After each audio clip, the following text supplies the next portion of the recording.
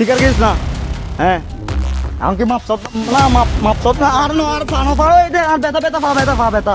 ভিডিওতে দেখা যাচ্ছে একজন সিএনজি চালকের কাছ থেকে জোরপূর্বক স্বীকারোক্তি আদায় করছে একটি চক্র।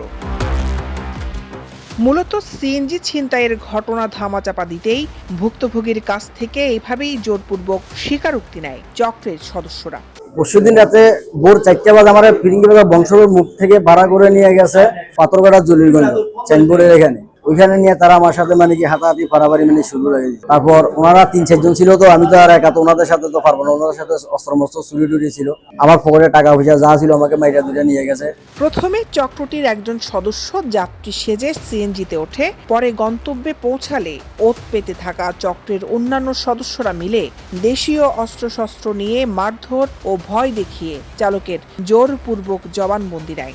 ভুক্তভোগী যেন সিএনজি ছিনতাইয়ের ঘটনায় কোনো বিচার চাইতে না পারে।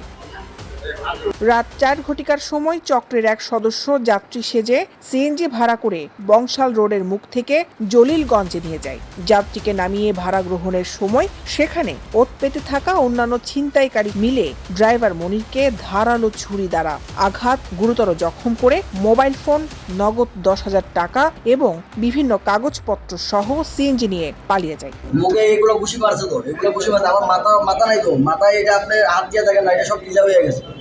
এরকম বাবা এরকম মারা মারছে, আমি পায়ে পর্যন্ত ঘুরে বলি তাদের কাছে আমি জীবন ভিক্ষা দিয়েছি, তারপর মানে তারা আমাকে ছাড়েন। সোমবার সকালে কোতোয়ালি থানায় ছিনতাই চক্রের 3 সদস্য সহ সিএনজি উদ্ধার নিয়ে আয়োজিত ব্রিফিংয়ে এসব তথ্য নিশ্চিত করেন ডিসি দক্ষিণের মোহাম্মদ আলমগীর হোসেন।